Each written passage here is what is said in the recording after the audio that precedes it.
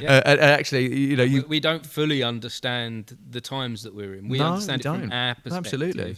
but not fully from theirs. I mean, you're probably a bit younger than me, but I mean, you and I probably could say, like, when we went to school, we didn't have hardly any of the challenges like young people No. have got now.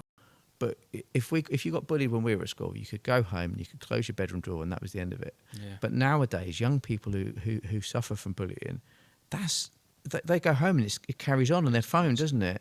And I've seen it on a small scale with my children, Yeah. where even not bullying, even just debates, Yeah. even just like there's a conflict between friends and they're not escaping it. No. And at points as a parent, I've taken their phones away Yeah. from them because I can see them going through like this trauma Yeah. and all this trouble, and it's constant. So, yeah, I just think, as you say, the things have changed.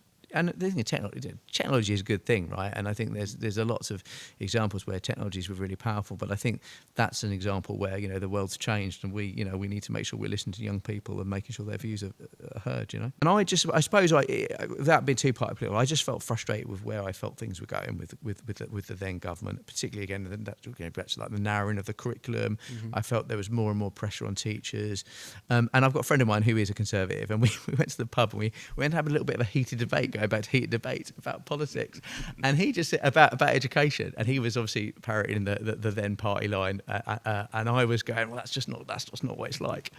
And to his credit, he said to me, well, why don't you put your money where your mouth is then and join the Labour Party? And I thought, and before then, genuinely, I'd never even thought about it. So when I go to schools and they say, what got you involved in politics, it generally was very much a love of education and kind of a recognition that things can be done differently, shall we say? So that's kind of, but it certainly was never. Say I was been teaching for about 5 years at that point. So it certainly was never in my thoughts when I went into teaching.